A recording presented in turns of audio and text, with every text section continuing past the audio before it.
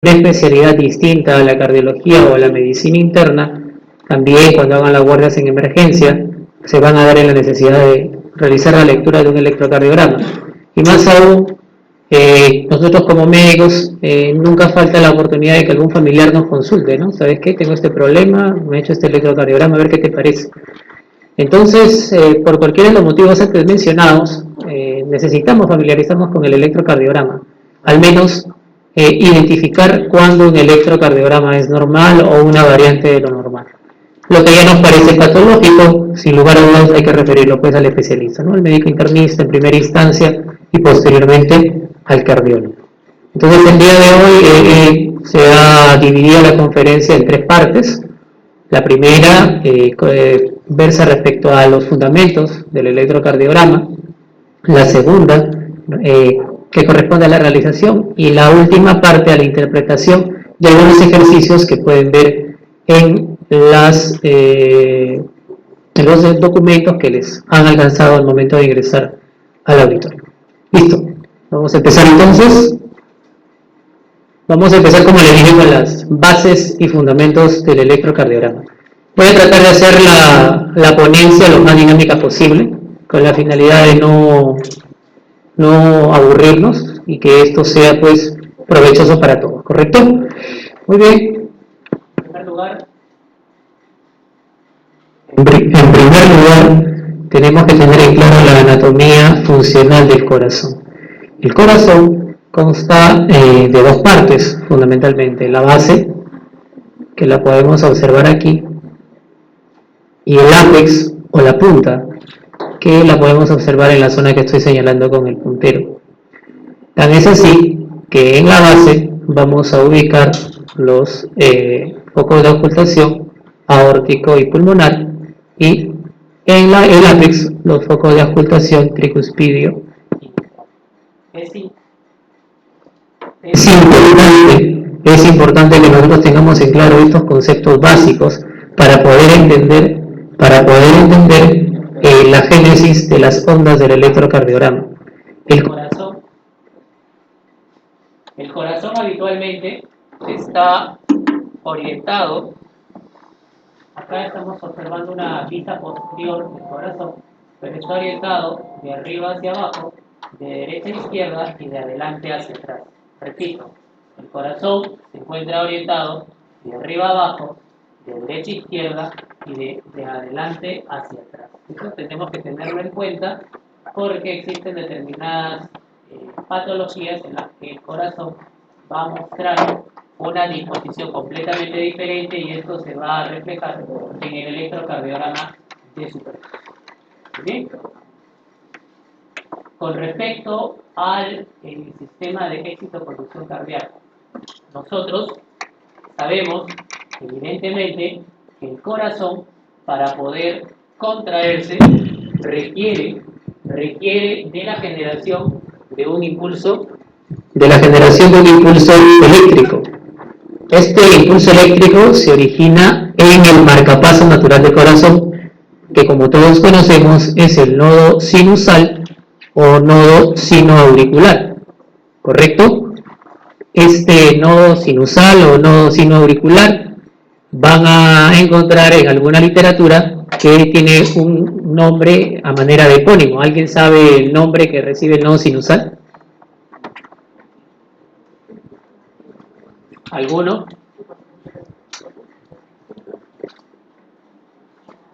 El nodo sinusal tiene un nombre propio. ¿Perdón? Kirchplatt, el nodo de Kirchplatt, correcto. Y el nodo auriculoventricular es el de Ashok-Tawara, ¿correcto? Entonces, el nodo sinusal es o constituye bajo condiciones normales el marcapasos natural del corazón. El nodo sinusal se encuentra ubicado en el techo de la aurícula derecha a nivel de la desembocadura de la vena cava superior. El impulso que se genera en el nodo sinusal viaja a través de los haces internodales con dirección al nodo auriculoventricular.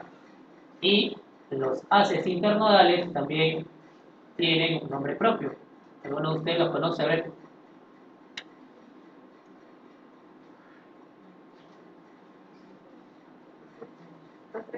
Sí. Bachmann, Uno. Weissenberg y Torres. Exactamente. Bachmann, Weissenberg y Torres. ¿Cierto? Entonces, estos haces internodales van a conducir el impulso desde el nodo sinusal al nodo aurículo-ventricular. Muy bien. En el nodo aurículo-ventricular se va a producir un retraso fisiológico en la conducción del impulso cardíaco.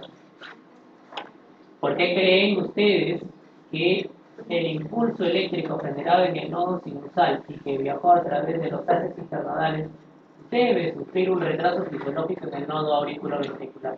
¿Alguna idea? A ver, doctora, ¿alguna idea de por qué el impulso eléctrico tiene que sufrir un retraso fisiológico en el nodo aurículo-ventricular? Una pregunta abierta para cualquiera, y si no, yo voy a empezarles a preguntar, no con el ánimo de incomodarlos, sino con el ánimo de hacer dinámica de expresión. Doctor, mecánicamente la aurícula se contrae rápido. Correcto, ¿no? Dicho de otra manera, lo que dice su colega, pues dice que con la finalidad de que la aurícula se contraiga primero que el ventrículo. Y esto es sumamente importante. ¿Por qué razón? Porque para que el ventrículo, tanto derecho como izquierdo, tenga un llenado ventricular adecuado, requiere que la aurícula le contribuya con un 20 a 25% para el llenado. Dicho de otra manera, si es que nosotros no tuviéramos el retraso fisiológico en el nodo auriculoventricular, tanto aurículas como ventrículos se contraerían de forma simultánea y no habría el tiempo necesario para que el ventrículo pueda llenarse adecuadamente. Ustedes saben que para que el ventrículo se llene requiere de una diástole con un tiempo de duración adecuado.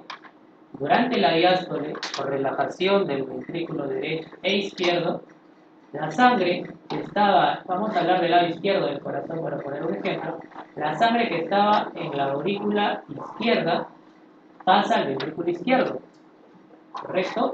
Posteriormente, la sangre que llega a través de las venas pulmonares llega a la aurícula izquierda y como la válvula mitral se encuentra abierta, pasa directamente al ventrículo. Y en la tercera fase del llenado ventricular, la aurícula izquierda o derecha, según sea el caso, va a contraerse para aportar un 20 a 25% al llenado del ventrículo. Entonces, surge aquí una pregunta. Cuando hablamos de sístole y diástole, estamos hablando de la sístole y la diástole del ventrículo. Pero cuando hablamos de sístole auricular, la sístole auricular, ¿a cuál de los dos periodos pertenece? ¿A la sístole o a la diástole? A la diástole ventricular. Entonces, la sístole auricular constituye la tercera etapa de la diástole ventricular. ¿Correcto? Entonces, la aurícula izquierda se contrae y aporta un 20 a 25% de volumen al llenado del ventrículo izquierdo. Para que eso pueda ocurrir, necesitamos que en el nodo auriculoventricular exista un retraso fisiológico a fin de que esto pueda ocurrir. Muy bien, el impulso ya sufrió acá el stop, el impulso del retraso fisiológico y tiene que continuar su camino a través del haz de His. Y el haz de His se subdivide en dos ramas, la rama derecha y la rama izquierda del haz de His.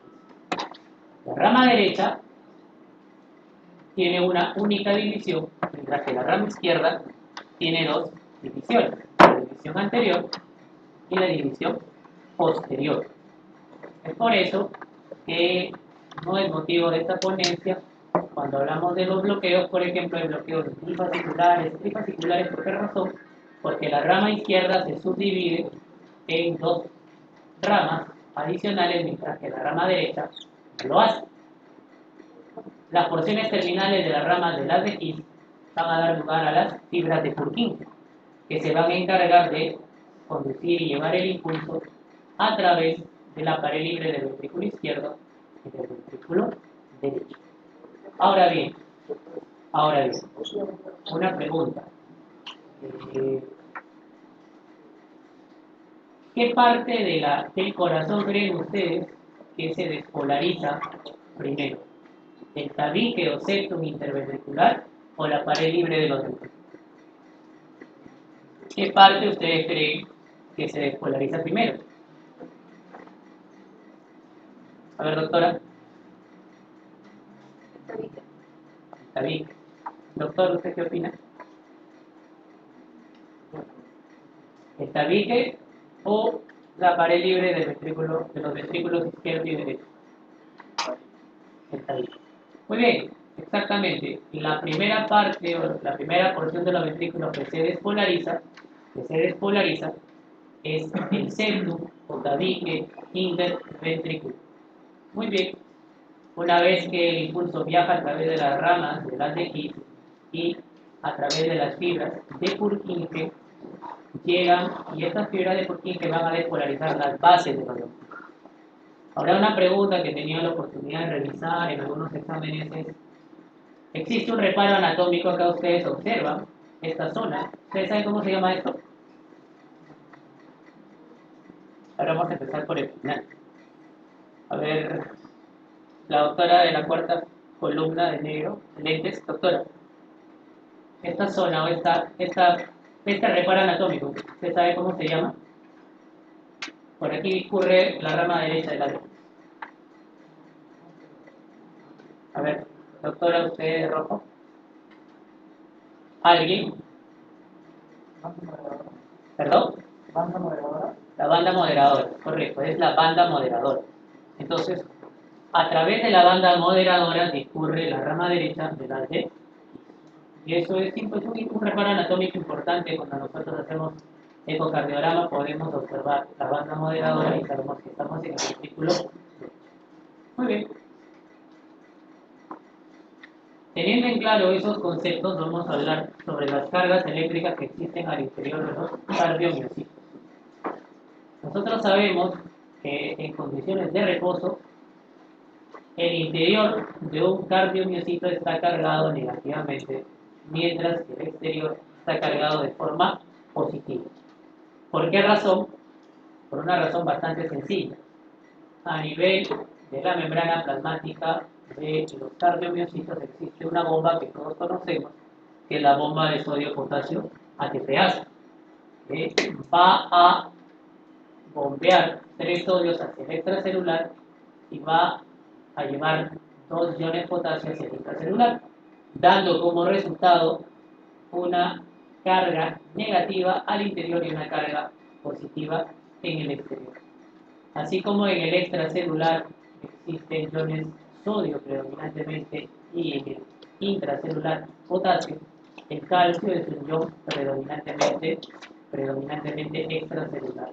Tenemos que tener en claro estos conceptos porque cuando hablemos de las fases de potencial de acción que explican luego el electrocardiograma, son estos iones los que van a intervenir. Entonces, existe en condiciones de reposo un equilibrio entre los iones potasio y los iones sodio y calcio del intra y del extracelular respectivamente. Si existe alguna pregunta, pueden ustedes formularla sin ningún problema, porque si la dejo para el final, probablemente se les puede olvidar. Entonces, en el corazón existen distintos tipos de células cardíacas. Existen las células de respuesta rápida y las células de respuesta lenta. A las células de respuesta rápida también se les llama miocitos contráctiles, mientras que a las células de respuesta lenta se les llama células marcapasos. Las células de respuesta lenta, o también llamadas células marcapaso, tienen una propiedad que las diferencia de las células de respuesta rápida, y es la propiedad del automatismo o automaticidad. Es decir, no requieren de la generación de un impulso eléctrico para despolarizarse de forma espontánea. Muy bien. Nosotros tenemos acá algunos conceptos que vamos a aclarar en las diapositivas subsiguientes, como son el potencial de reposo, el potencial de umbral, el potencial de acción. Y el potencial de acción tiene distintas fases, desde la fase 4 hasta la fase 0, 1, 2 y la fase 3. Enfoquémonos primero en el potencial de acción en las células de respuesta rápida o miocitos ventriculares. El potencial de membrana en reposo en estas células se encuentra en menos 90 milivoltios, a diferencia del potencial de reposo en las células de respuesta lenta o células marcapaso, en las que el potencial de reposo es menos negativo, se encuentra en menos 70 milivoltios. Primera diferencia. Segunda diferencia. El potencial umbral de la célula de respuesta rápida se encuentra en menos 70 milivoltios, en tanto que en las células de respuesta lenta está entre menos 60 a menos 55 milivoltios. Tercera diferencia. La espiga o punto máximo de potencial de acción en la célula de respuesta rápida alcanza aproximadamente los más 20 milivoltios. En cambio, el potencial de acción en las células de respuesta lenta alcanza como máximo más 5 a más 10 milivoltios. Otra diferencia. La pendiente, es esta zona que estoy señalando con el puntero, en las células de respuesta rápida es mucho más empinada, mientras que en las células de respuesta lenta o células marcapaso, esta pendiente es menos empinada, es decir, el tiempo que tarda en lograr esta célula alcanzar el potencial umbral es mucho mayor. Esta distancia es mucho mayor que esta distancia. Y tiene su porqué. A algunos se le ocurre por qué es que esta pendiente es mucho menos empinada que la pendiente de la célula de respuesta rápida. ¿Alguna idea? Vamos a verlo más adelante. Quería ver si tenían al menos alguna noción al respecto, pero lo vamos a dilucidar en las diapositivas siguientes. Lo concreto es que para que una célula se despolarice y sea una célula de respuesta lenta o una célula de respuesta rápida, requiere alcanzar el potencial umbral. Una vez que alcanza el potencial umbral, sencillamente el potencial de acción ocurre sin mediar problema alguno, lo que se conoce con el nombre de fenómeno de todo o nada. ¿Okay? Entonces, vemos aquí que en la célula de respuesta rápida el potencial de acción alcanza más 20 milivoltios y luego empieza a caer hasta volver a su nivel de reposo. Sin embargo, nos llama la atención la presencia de esta deflexión, que nosotros la conocemos en cardiología como meseta, que no la observamos en la célula de respuesta lenta.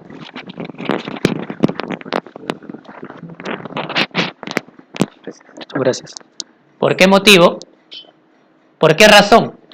Porque en esta fase del potencial de acción de la célula de respuesta rápida intervienen unos canales, los canales lentos de calcio. Y estos canales lentos de calcio van a ser los responsables, y lo vamos a ver en una diapositiva un poco más gráfica, son los responsables de que el potencial de acción no caiga bruscamente como si cae en la célula de respuesta lenta. En cambio, en la célula de respuesta rápida el potencial de acción cae progresivamente. De manera general, para pasar a la siguiente diapositiva. Durante la fase 0 del potencial de acción intervienen los canales rápidos de sodio. Durante la fase 1, los canales rápidos de sodio se cierran y se abren los canales de potasio. Estos canales de potasio lo que hacen es tratan de sacar potasio del intracelular al extracelular. ¿Para qué? Para hacer el interior de la célula negativo y volver el potencial a su valor de reposo. Sin embargo, en la fase 2, a medida que está repolarizándose la célula cardíaca, se abren estos canales lentos de sodio, responsables de la fase 2, y permiten la aparición de esta meseta. En la fase 3, los canales lentos de calcio se cierran y ya se abren por completo los canales de potasio.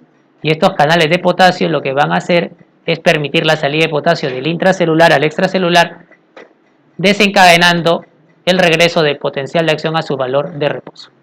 Repito, fase 0, canales rápidos de sodio. Fase 1, canales de potasio y nada más. Fase 2, los canales lentos de calcio, y la fase 3, los canales de potasio repolarizantes.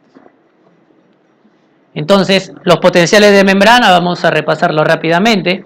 El potencial de reposo es la diferencia de voltaje entre el interior y el exterior de la célula en condiciones de reposo. En cambio, el potencial umbral es la diferencia de voltaje necesaria para que la célula empiece a despolarizarse. Esa es la diferencia entre el voltaje necesario para que se despolarice y el potencial de membrana en reposo. Y el potencial de acción es la diferencia de voltaje que se produce durante la despolarización. Y en electrocardiografía existe un dogma o un principio de que todo fenómeno mecánico va precedido por un fenómeno eléctrico. Es decir, para que el músculo cardíaco se contraiga, primero ha tenido que suceder el fenómeno eléctrico. ¿Y cuál es el fenómeno eléctrico? La despolarización. Lo contrario, para que el corazón se relaje, necesitamos que ocurra el fenómeno eléctrico, y el fenómeno eléctrico es la repolarización. Entonces, lo que les comentaba, las fases del potencial de acción, representados de una manera un poco más gráfica. Este es un biocito ventricular o célula de respuesta rápida, y esta es una célula de conducción o célula de respuesta lenta. Observamos cómo durante la fase 0 del potencial de acción hay un flujo acelerado, incrementado de iones sodio desde el exterior hacia el interior, lo que permite que el potencial de membrana en reposo alcance el potencial umbral ubicado en menos 70 y se desencadene el potencial de acción. Durante la fase 1, los canales rápidos de sodio se van a cerrar, en tanto que se abren algunos, en escasa cantidad, los canales de potasio. Durante la fase 2, a manera compensatoria a la salida de los iones potasio, se abren los canales lentos de calcio que permiten el ingreso de calcio hacia el intracelular. Y durante la fase 3 ocurre la salida de potasio desde el interior al exterior para volver a hacer el potencial más negativo y volverlo a su valor de reposo. En cambio, en las células de conducción hay una fase 4 que, a diferencia de la fase 4 del miocito ventricular, esta fase 4 está influenciada por unos canales que son los canales IF. Y estos canales IF, y también lo he visto en alguna pregunta por ahí, son canales de sodio. ¿Ok? Los canales IF son canales de sodio. Otra diferencia, que también es motivo de pregunta de examen en ciencias básicas, es que la fase 0 del potencial de acción en las células de conducción no está mediado por los iones sodio, sino está mediado por los iones de calcio. No hay participación de los canales rápidos de sodio. Y finalmente, vemos que el potencial de acción es menos positivo que en la célula en el miocito ventricular, y la fase 3 sí depende de la salida de potasio. Teniendo en claro esos conceptos, hacemos una tabla comparativa que nos habla pues de las diferencias entre una y otra célula. La célula de respuesta rápida está fundamentalmente constituida por las células contráctiles y algunas de las células de Purkinje, pero fundamentalmente las células contráctiles. La célula de respuesta lenta está constituida por las células P o células marcapaso localizadas en el nodo sinusal y en el nodo auriculoventricular. Segunda diferencia, que el potencial de membrana en reposo en la célula de respuesta rápida es más negativo, menos 90 milivoltios, que en la célula de respuesta lenta, que se encuentra en menos 70 milivoltios. Y el potencial umbral, evidentemente, que sigue el mismo patrón. En la célula de respuesta rápida se encuentra en menos 70 milivoltios y en la célula de respuesta lenta menos 55 milivoltios. En la célula de respuesta rápida observamos un ascenso rápido de fase 0, en cambio en la célula de respuesta lenta se produce un ascenso lento en la fase 0. Y esto en razón a que en la célula de respuesta rápida hay canales rápidos de sodio, en cambio en la célula de respuesta lenta hay ausencia de canales rápidos de sodio y más bien intervienen los canales lentos de calcio. La altura de la fase 0 de la célula de respuesta rápida se encuentra en más 20 milivoltios en tanto que la célula de respuesta lenta alcanza como máximo un voltaje de más 10 milivoltios. Sin embargo, la velocidad de conducción evidentemente va a ser mayor en las células de respuesta lenta, un poco paradójico, ¿no? Células de respuesta lenta pero conducen más rápido. Y esto tiene sentido, ¿por qué razón? Porque las células del sistema de conducción cardíaco necesitan llevar el impulso a una velocidad tal que permita que todos los fenómenos de despolarización y repolarización, los cuales vamos a hablar, ocurran de manera rápida y sincrónica. Entonces es en ese contexto de que cuando hablamos de electrocardiograma tenemos que tener en claro que los cardiomiocitos se comportan como un dipolo, es decir, al despolarizarse se genera una diferencia de voltaje en sus extremos, generándose una corriente eléctrica. ¿Qué es lo que quiere decir? En condiciones de reposo, el interior debe ser negativo y el exterior debe ser positivo. Sin embargo, cuando se genera el impulso, vamos a observar que en un punto del miocito cardíaco va a empezar a haber un flujo de iones positivos hacia el interior, generando una diferencia de cargas eléctricas entre el interior y el exterior. Quiere decir que como consecuencia de la entrada de los iones sodio al cardiomiocito, este se va a cargar positivamente por dentro y va a quedar negativo por fuera, generando una diferencia o gradiente de presión. Cuando ustedes escuchen el término gradiente, están hablándoles de una diferencia, de una resta, de una sustracción. En este caso hay una diferencia o una gradiente eléctrica y que va a progresar en este sentido. En este caso, como lo vemos en la figura, va a progresar de izquierda a derecha. Y me permito aquí hacer la primera tingencia. Como se trata de un proceso de despolarización, vamos a ver cómo este fenómeno eléctrico es representado por un vector. Y este vector de despolarización tiene dos componentes, una cabeza de flecha y una cola. Cuando es un vector de despolarización, la cabeza de la flecha está cargada con el signo positivo, mientras que la cola de la flecha lleva la carga negativa. En cambio, cuando hablamos de un vector de repolarización, la cabeza de flecha va cargada negativamente, en tanto que la cola positivamente. Y eso es importante para entender la morfología del complejo QRS en el electrocardiograma. Entonces este es un gráfico un poco más dinámico que nos habla del registro de ondas de despolarización en una fibra muscular cardíaca. Observamos un miocito cardíaco con su núcleo en condiciones de reposo. Esta es la piel y este es el electrodo explorador. ¿Ustedes han tenido la oportunidad de tomar un electrocardiograma? ¿Alguno de ustedes ha tenido interacción con la máquina de electrocardiograma? Sí, ¿verdad? Algunos han tenido la oportunidad de tomar un electrocardiograma. El electrocardiograma utiliza unos brazaletes que son colocados en los miembros tanto superiores como inferiores y unos electrodos que comúnmente se conocen como chupones colocados en la superficie de la pared torácica. A estos electrodos se le conoce como electrodos exploradores. Muy bien.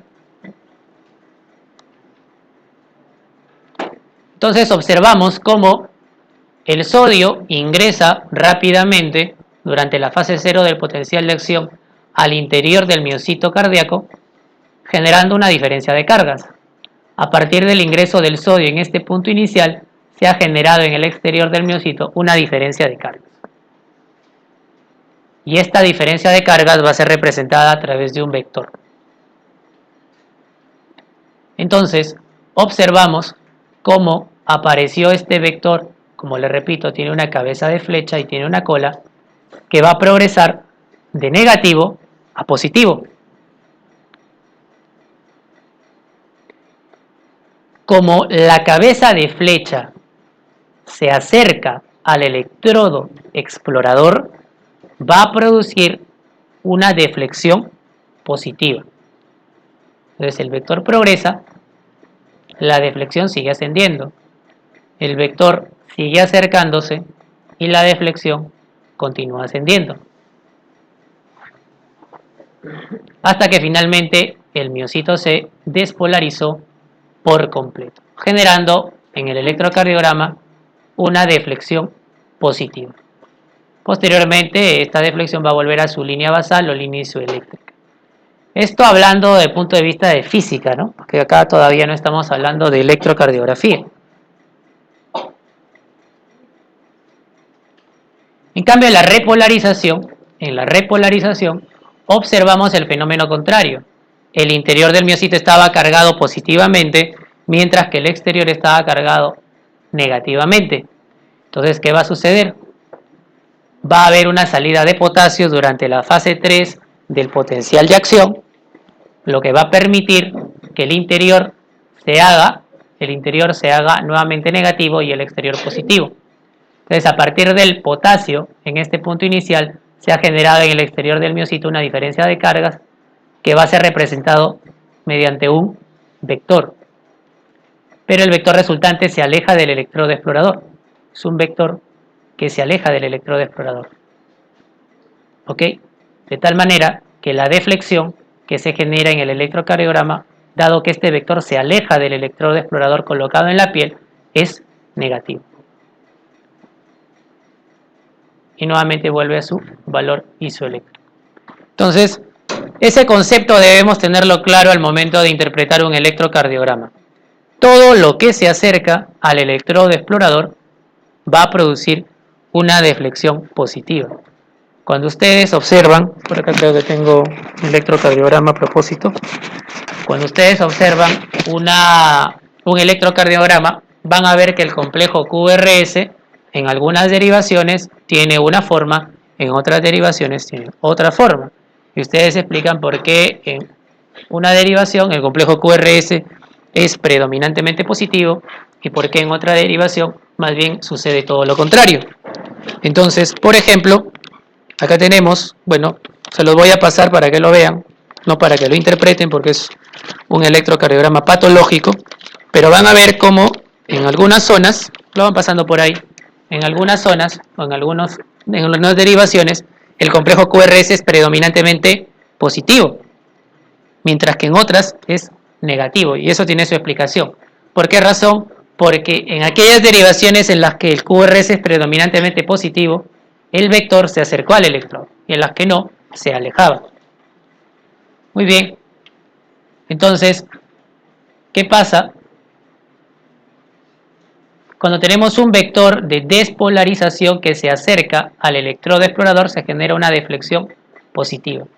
Y si es que se aleja del electrodo explorador, da una deflexión negativa.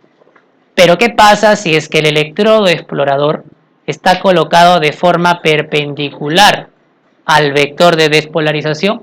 Se va a generar un complejo QRS llamado isodifásico. ¿Qué quiere decir isodifásico? Que el componente positivo es similar o igual al componente negativo. Repito, para que se genere un complejo QRS isodifásico, el electrodo explorador está colocado de forma perpendicular al vector de despolarización. En resumen, la despolarización es el cambio de polaridad de la célula de un extremo a otro, haciéndose el interior positivo y el exterior negativo, en tanto que la repolarización es la recuperación de la polaridad de la célula de un extremo a otro, haciéndose el interior nuevamente negativo y el exterior positivo. ¿Hasta ahí tienen alguna pregunta? Eso corresponde a la parte de fundamentos de electrocardiografía. ¿Tienen ustedes alguna pregunta, alguna interrogante, algo que no les haya quedado claro? Sin miedo, pregunten por favor, porque si no preguntan es porque han entendido todo o no han entendido nada, ¿no? Quiero pensar de que han entendido todo. Evidentemente que esta clase, bueno, hablar de electrocardiograma sin lugar a dudas es un tema bien largo, ¿no? Existen tratados de electrocardiografía y tratar de resumir todo este tema en algunas horas resulta a veces un poco tedioso. He tratado de resumirlo de la manera más breve pero sustancial posible, espero que sea de su provecho. Muy bien, entonces voy a hacer un par de preguntas ya que ustedes no me preguntan.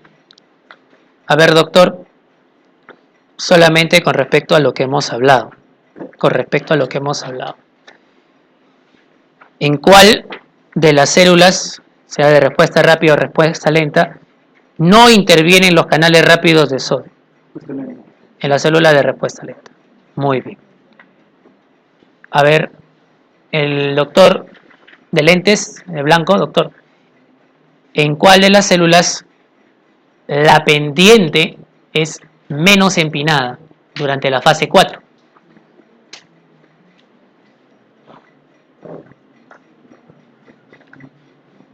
Menos empinada. Por empinada entendemos más, un poco más parada, utilizando el término. En la célula de respuesta lenta es menos empinada. A nivel, a ver, doctora, la veo pensativa, a nivel de qué estructura anatómica pasa la rama derecha de las de His. A ver, la doctora, déjenla por favor. ¿Perdón? ¿A qué nivel pasa la rama derecha de las de His? Hay una estructura anatómica que bien comentó uno de sus compañeros, por las cuales pasa el haz de His. La banda moderadora, que se encuentra en el ventrículo derecho. ¿Qué otra pregunta? Vamos a ver. ¿En cuál de las células la velocidad de conducción es más rápida? ¿En la célula de respuesta rápida o en la célula de respuesta lenta? Célula de respuesta lenta. Muy bien, muy bien. Creo que ha quedado más o menos claro esa parte. Una última pregunta. ¿En cuál de las células el potencial de membrana en reposo es más negativo? Célula de respuesta rápida. Les hago estas preguntas porque muchas veces son motivo de preguntas en los exámenes en la parte de ciencias básicas y al momento de dar el examen nos ponemos un poco nerviosos y no marcamos correctamente. Entonces, si bien es cierto ustedes se están preparando para posteriormente dar un examen, la idea es que también dominen los temas, ¿no? Quien les habla cuando se preparó para la residencia no solamente se dedicó comúnmente a lo que ustedes le llaman banquear, ¿no? Porque el solo banquear no te asegura el éxito. Si tú entiendes lo que banqueas o lo que lees, vas a tener más probabilidades de lograr el objetivo. Muy bien. Entonces ahora vamos a pasar a hablar de los conceptos generales ya de la electrocardiografía. El electrocardiograma, discúlpeme que me siente un momento. El electrocardiograma, el nombre completo del electrocardiograma es electrocardiograma de superficie. ¿Por qué razón? Porque un verdadero electrocardiograma implicaría colocar electrodos dentro del corazón. Y son procedimientos que se hacen, ojo, ¿eh? Son procedimientos que se hacen acá en nuestro país. Obviamente que no en el hospital en el que yo laboro, pero sí se hacen, ¿no? Se hacen estudios, son los llamados estudios electrofisiológicos. Se colocan a través de catéteres electrodos para ver la actividad eléctrica del corazón y estudiar fundamentalmente las arritmias. Bueno, el electrocardiograma, en términos simples, es un trazado que representa el registro de la actividad eléctrica del corazón, medida a través de electrodos colocados sobre la superficie cutánea y conectados a un aparato llamado electrocardiógrafo, que será el encargado de plasmar en un papel milimetrado el trazado antes descrito. Muy bien. Entonces, un poco de historia de la electrocardiografía. El primero en estudiar la electrocardiografía, uno de los primeros investigadores que se dedicó a este rubro, fue un investigador conocido como Guillermo Einthoven. Su nombre, digamos, de pila real fue Wilhelm Einthoven, quien registró la actividad eléctrica del corazón y le dio nombre a las diferentes zonas. Por ese motivo, por esa investigación que hizo, pues ganó el Premio Nobel de Medicina en el año de 1924 y lo bautizó con el nombre de electrocardiograma, por eso que nosotros lo conocemos como EKG, pero en español, también en inglés, en realidad la abreviatura es ECG, ¿no? Pero habitualmente decimos el EKG. Entonces, Einthoven fue el primer investigador, el primer estudioso en justamente investigar el electrocardiograma, por lo que recibió el Premio Nobel de Medicina. Y es por eso que vamos a ver que un triángulo recibe su nombre, ¿no? El triángulo de Einthoven. Es en ese contexto en el que nosotros cuando evaluamos un electrocardiograma, no sé si lo están pasando, el electrocardiograma que les he pasado, van a tener ustedes derivaciones. Estas derivaciones o derivadas, ¿cuántas son? 12, ¿no? 12 derivaciones. Y si yo les digo que no son 12, les digo que son 24, ¿me creen o no me creen?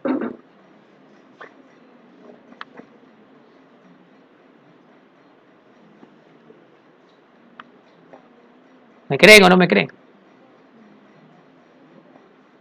Comúnmente el electrocardiograma de superficie está constituido por 12 derivaciones, ¿cierto?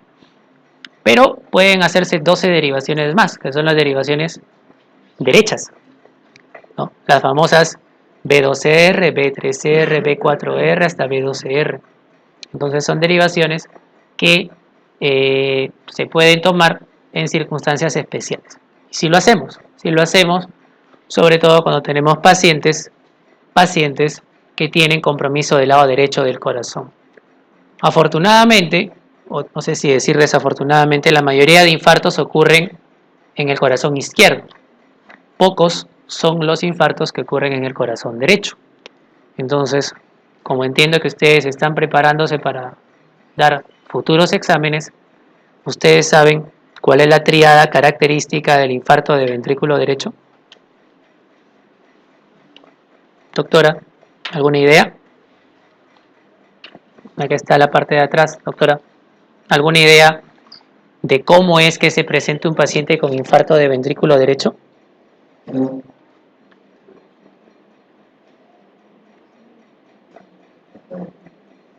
Doctora, al final.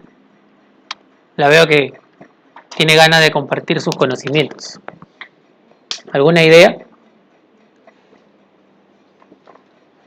Comúnmente, los pacientes que vienen infartados, cuando tengan la oportunidad de ver un paciente infartado, es un paciente que viene con la presión arterial normal o incluso elevada, taquicárdicos, como consecuencia de la descarga adrenérgica, y, vamos a decirlo así, con dolor torácico, pero nada más, cuando hablamos de un infarto de ventrículo izquierdo. Pero cuando hablamos de un infarto de ventrículo derecho hay una triada característica: bradicardia, hipotensión y oliguria. ¿Por qué razón? ¿Por qué creen? ¿Quién es el encargado de mantener la frecuencia cardíaca dentro de los valores normales? El nodo sinusal. Y si es que hay compromiso, gracias. Si es que hay compromiso del lado derecho, está comprometida la arteria del nodo sinusal. Y si está comprometida la arteria del nodo sinusal, la frecuencia cardíaca, ¿cómo esperamos que esté? Disminuida, ¿cierto? Si es que hay una disfunción o hay una alteración de la arteria del nodo sinusal, el nodo sinusal no va a funcionar correctamente, lo que va a llevar al paciente a la bradicardia. Y no solo eso, sino que el nodo sinusal es el encargado, como ya les vuelvo a repetir, de la frecuencia cardíaca. Y ustedes saben que la presión arterial no es más que la multiplicación de gasto cardíaco por resistencia vascular periférica. Y si seguimos disgregando la ecuación, el gasto cardíaco es igual a volumen sistólico por frecuencia cardíaca. Si cae la frecuencia cardíaca, ergo, la presión arterial va a caer. ¿Y qué pasa si es que la frecuencia cardíaca y la presión arterial cae? ¿Cómo va a estar el gasto cardíaco? ¿Aumentado o disminuido? Disminuido, ¿no? Si el gasto cardíaco está disminuido, ¿cómo estará el flujo sanguíneo renal? Disminuido. Y si el flujo sanguíneo renal está disminuido, la presión de filtración glomerular va a estar disminuida. Y el paciente va a presentar oliguria.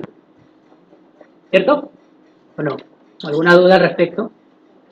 Entonces, si le ponen en un caso clínico, paciente varón de tantos años, hipertenso, diabético, que llega a la emergencia con dolor torácico y les colocan las funciones, presión arterial 80/60, frecuencia cardíaca 55 por minuto, con un débito urinario en 24 horas de 500 cc, ¿cuál es su presunción diagnóstica? Si les ponen infarto del ventrículo derecho, pues esa es la respuesta.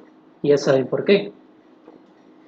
Volviendo al tema, derivaciones. Son 12 derivaciones las que comúnmente se utilizan. Y estas derivaciones son de dos tipos. Las derivaciones del plano frontal o derivaciones de los miembros y las derivaciones del plano horizontal o derivaciones precordiales o torácicas. Como ven, hay distintos nombres. Derivaciones frontales, sinónimo de derivación, derivaciones de los miembros. Derivaciones horizontales o derivaciones precordiales o también llamadas derivaciones torácicas. Muy bien. Las derivaciones del plano frontal o de los miembros se subdividen a su vez en dos grandes grupos, las derivaciones bipolares y las derivaciones unipolares o monopolares, que vamos a observar a continuación. Empecemos con las derivaciones bipolares. Las derivaciones bipolares son derivaciones que van a registrar diferencias de electricidad entre dos zonas del cuerpo. Y son tres. El nombre que reciben son derivación 1, derivación 2 y derivación 3. La derivación 1 mide la diferencia de potencial o de electricidad que existe entre el brazo izquierdo y el brazo derecho. Derivación 1. La derivación 2 mide la diferencia de electricidad entre la pierna izquierda y el brazo derecho. Derivación 2. Y la derivación 3 mide la diferencia de electricidad entre la pierna izquierda y el brazo izquierdo. Como podemos darnos cuenta, si nosotros trasladamos estas tres derivaciones, vamos a formar un triángulo equilátero. Exactamente no es equilátero porque no mide 60 grados, pero para efectos prácticos es un triángulo equilátero llamado triángulo de Saint-Omer.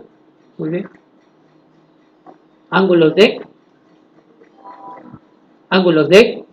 60 grados, sin miedo. Muy bien. Las derivaciones del plano frontal, las bipolares, como repito, registran diferencias de potencial entre dos partes del cuerpo. Pero para que esto pueda ser posible, necesitamos 4 brazaletes. Todos han visto, ¿no?, cómo se toma un electrocardiograma. No lo han hecho, pero han visto, supongo. Colocan 4 brazaletes, ¿no? Que le dicen al paciente: señora, acuéstese, sáquese todo lo que tenga de metal, porque como vamos a ver ya al momento de hacer la práctica, los elementos metálicos producen interferencia, ¿no?, y van a dificultar la lectura del electrocardiograma. Entonces, se le coloca 4 brazaletes, pero acá hay 3 nada más. ¿Qué hacemos? ¿Nos equivocamos de gráfico? No creo. Hay un cuarto brazalete que se coloca en el brazo, perdón, en la pierna derecha, que es el brazalete de punto a tierra, punto neutro. Y que es importante porque de no colocarse no se va a poder registrar adecuadamente el electrocardiograma. Muy bien. Pero las derivaciones del plano frontal no solamente son monopolares, sino también son, no solamente son bipolares, sino también son monopolares. Y estas derivaciones monopolares o unipolares fueron ideadas en 1934 porque Wilson deseaba medir la fuerza eléctrica absoluta que detectaría un electrodo positivo. A diferencia de las derivaciones bipolares, las derivaciones monopolares no registran diferencias, sino lo que registran es el potencial dado en una parte del organismo. La derivación VR registra la cantidad de electricidad que existe a nivel del brazo derecho. La derivación VL, la que existe en el brazo izquierdo, y VF en la pierna izquierda.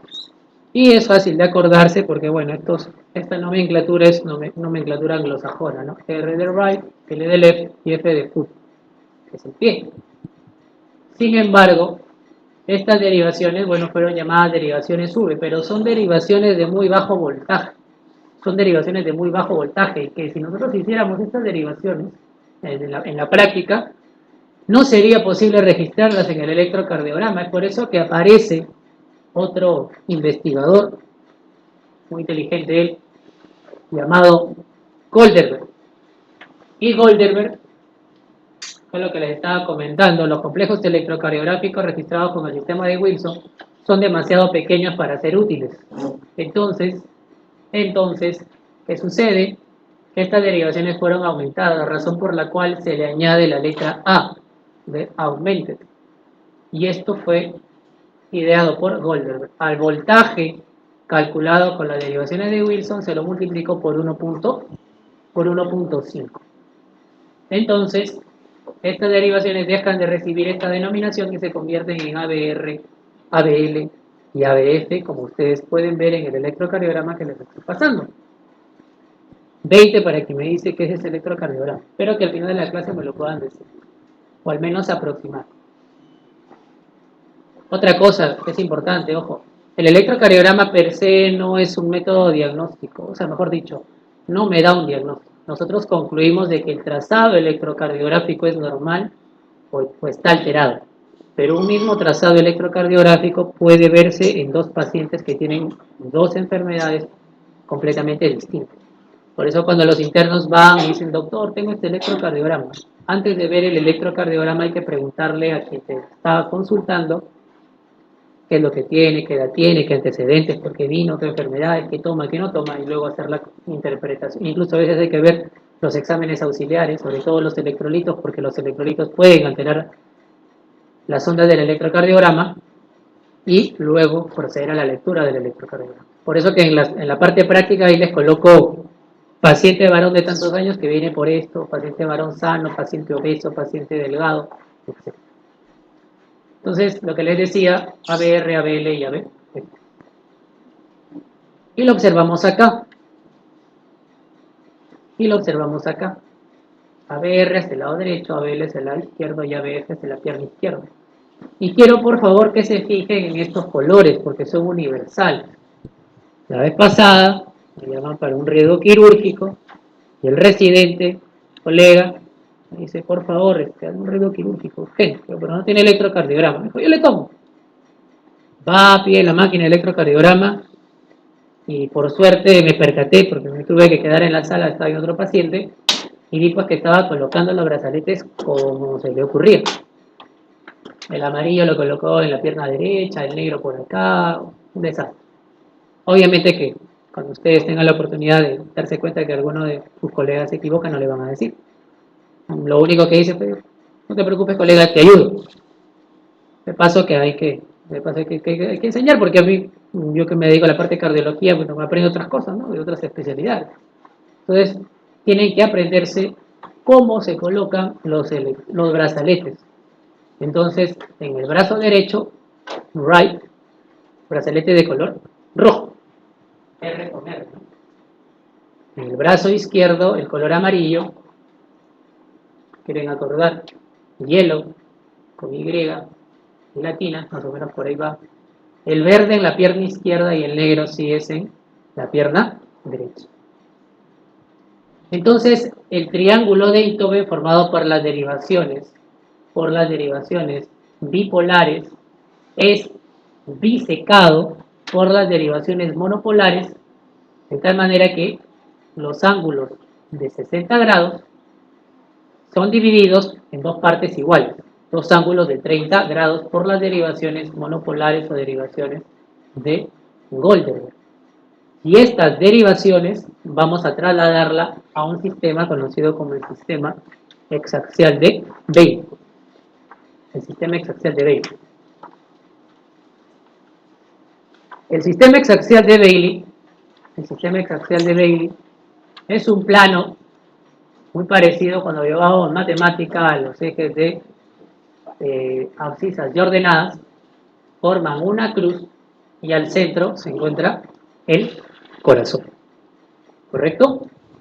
Entonces, todos pueden visualizar, ¿no? O hay un poco de dificultad. Si pueden visualizar estas letras, sí la ven, ¿no? Sí lo pueden ver. Entonces, el sistema exaxial de Bailey está diseñado para poder representar en un plano bidimensional las distintas derivaciones. Entonces, cada derivación tiene una determinada orientación o sentido y está dado por los grados a los que se encuentra. La derivación 1 se encuentra a 0 grados. La derivación 2 a más 60 grados. La derivación 3 a más 120 grados. La derivación ABL a menos 30 grados. La derivación ABF a más 90 grados. Y la derivación ABF a menos 150 grados. Todo lo que va en sentido horario va a recibir los grados con el signo positivo, es decir, más 20, más 30, más 50, más 90, más 120 grados.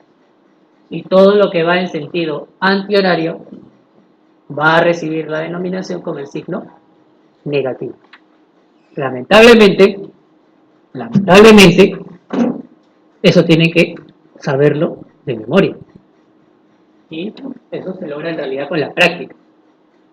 Y es importante que lo sepan de memoria para que puedan entender el electrocardiograma. Es fácil, en realidad, leyendo unos cuantos electrocardiogramas se les queda. Para el caso, con los ejemplos del día de hoy vamos a ver que no es tan difícil como parece, eso espero. Entonces, así como tenemos los electrodos, los brazaletes que se colocan en los miembros, tenemos los electrodos que deben ser colocados correctamente en la pared torácica. Y para ello existen reparos anatómicos. Les digo eso también porque muchas veces en el apuro, en la emergencia, colocamos los electrodos, lo hace la técnica, habitualmente, o a veces nosotros mismos, residentes o incluso asistentes, que colocan los electrodos como sea, ¿no?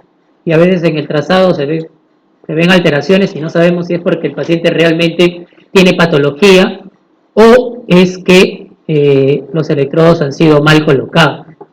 Entonces, por eso es importante conocer los reparos anatómicos para poder colocar adecuadamente los electrodos. Ahora les voy a hacer una pregunta. ¿Cuál es el reparo anatómico que se utiliza para contar los espacios intercostales? El ángulo de Lewis, que corresponde en la parte posterior con qué vértebra?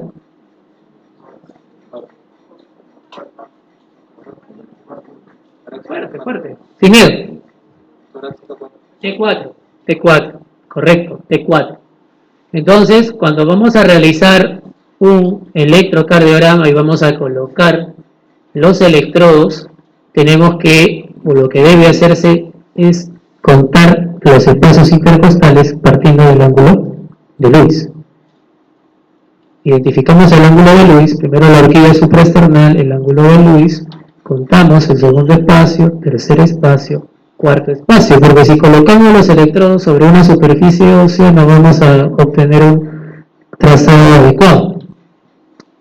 El electrodo explorador de B1 se coloca en el cuarto espacio intercostal borde external derecho. El B2 se coloca en la zona opuesta, ¿no? El cuarto espacio intercostal borde external izquierdo.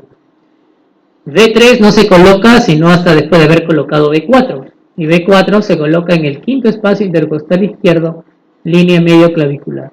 Y B3 se coloca entre B2 y B4. B5 se coloca en el quinto espacio intercostal izquierdo, línea axilar anterior. y B6 se coloca en el quinto espacio intercostal izquierdo, línea axilar media. Entonces eso tenemos que tener en cuenta para obtener un buen registro del electrocardiograma. A ver, doctor, que se está durmiendo. Ya terminamos con la parte técnica del electrocardiograma. A ver, háblame, coméntame cuáles son las ondas, los segmentos que conforman el electrocardiograma. Onda S. Onda S. Onda P, complejo QRS y la onda S. ¿Algo más?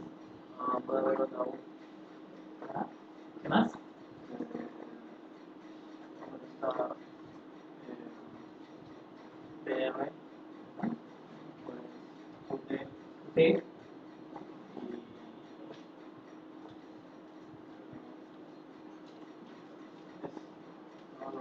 RR. Muy bien. Antes de pasar a la diapositiva, para que no lo vean, la onda P que representa despolarización auricular. Muy bien. El complejo QRS, despolarización ventricular. Muy bien. La onda T, repolarización ventricular. Y el intervalo PR, se quedaron callados. Hasta onda P, complejo QRS y onda T llegamos. Intervalo PR, intervalo QT, intervalo RR. Bueno. La onda U, ya nos habló el doctor, la onda U. La onda U normal, porque hay onda U patológica en hipopotasemia. Pero la onda U normal, ¿qué representa? Pregunta, están en los banquitos. repolarización de aurícula. No. Repolarización sí, pero no de las aurículas. Del tabique, tampoco. 2-0. Repolarización de los músculos papilares. La doctora sabía, pero no nos comentó en voz alta. Muy bien. Del intervalo PR, ¿qué le dije que se produce, en el nodo auriculoventricular? ¿Qué le dije que se producía? Para que la aurícula contribuya a llenar los ventrículos. ¿Qué se tiene que producir? Un retraso fisiológico. Entonces, el intervalo PR representa, o no es más que la representación del tiempo que existe entre la despolarización auricular y la despolarización ventricular. Y el intervalo